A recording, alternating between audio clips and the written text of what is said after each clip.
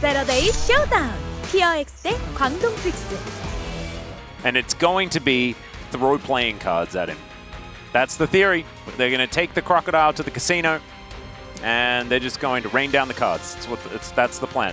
Yeah, I think in terms of dealing with threats from the side of... No, it's not. It's Cassante.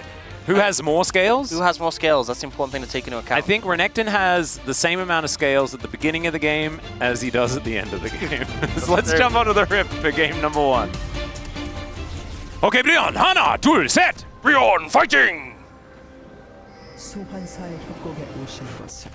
하나, 둘, 셋! KT, fighting! Woohoo! KT are going to be able to put on as Morgan is now going to get slowed down a little bit by the Q from Perfect. And I feel like this game, it's kind of like, you know, you have the pressure points, you have the mid jungle from KT, where you know they're going to be looking to find power, the top jungle from Bro. He just doesn't really take that much damage. No, he doesn't. And with the Doran shield, can actually just heal back up from a lot of that damage you put down onto him.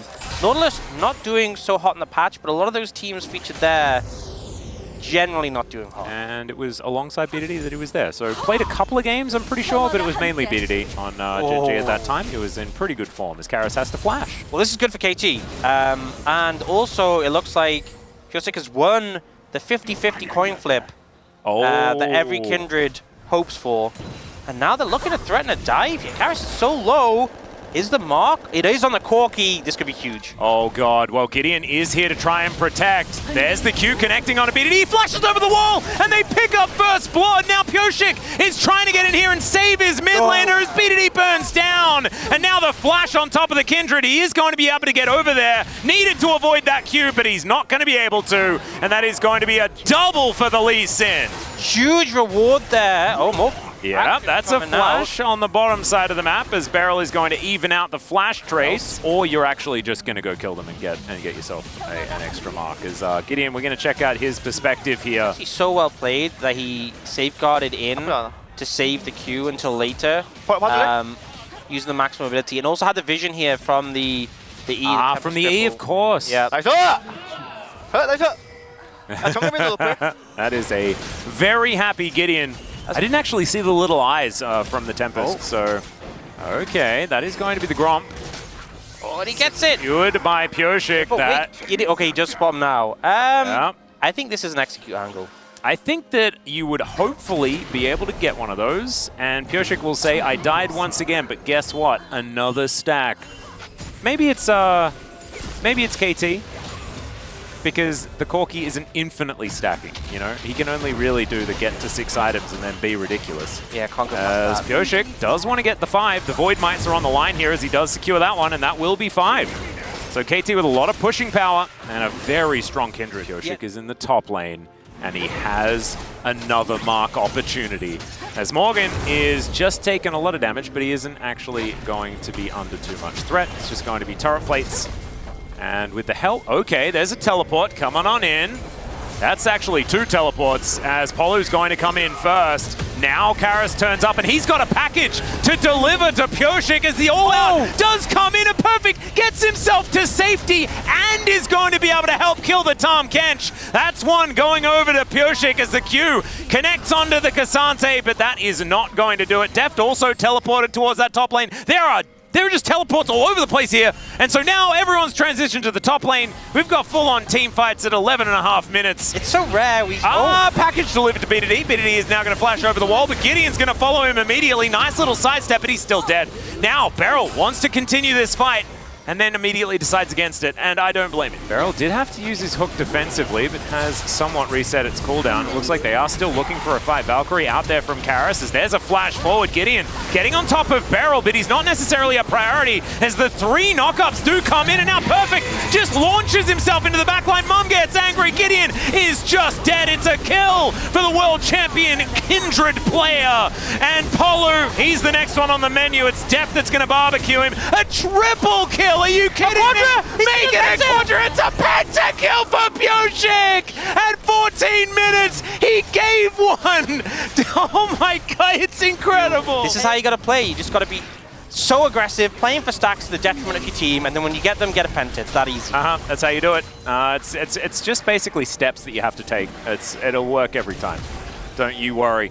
As KT are going to give up on the Rift Herald. Looks like they're not too worried about that one as Beryl is going to get shielded up. All right, Morgan looking for that opportunity as they just blow him up. Yeah, I don't know what the real plan was, but they're going to look for a fight. Perfect. He goes in. The Devourer is going to be there from Polo, but Gideon, he doesn't have that option. The flash is over the wall, and it's a massacre once again for KT. Perfect just throwing them around like ragdolls.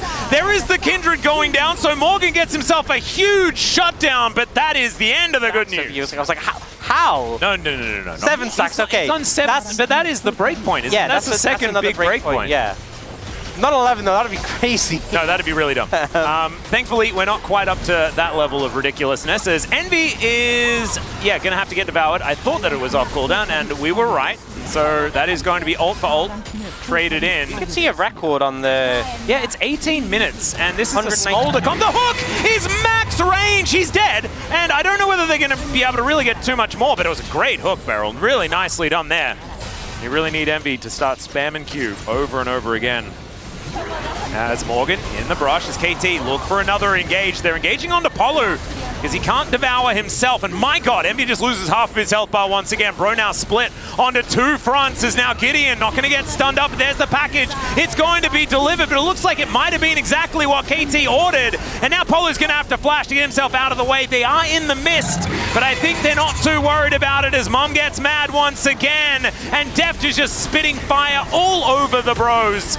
Gets over the wall, and yes, Morgan, unfortunately, is going to be turned into a handbag, and once again, KT roll over the top. Look pretty good for KT, I think it's safe to say. Yeah, I would just say that there are a lot of chefs in the kitchen, and it's working. It's fine. You know, they're just agreeable, and it's an okay situation.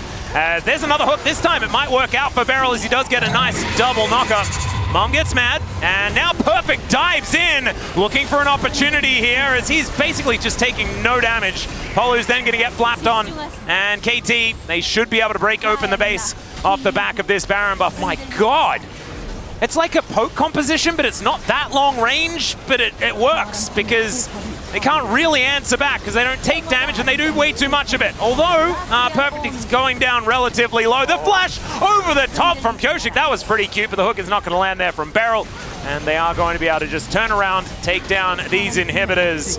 KT not messing around. Well, I mean, they were a little bit, but it's been messing around to a real good answer in this game. As they'll take down the first Nexus turret, second one is sure to follow. And this snowball just rolled way too quickly. And I think it goes back to what you said at the very beginning of the game, Ox.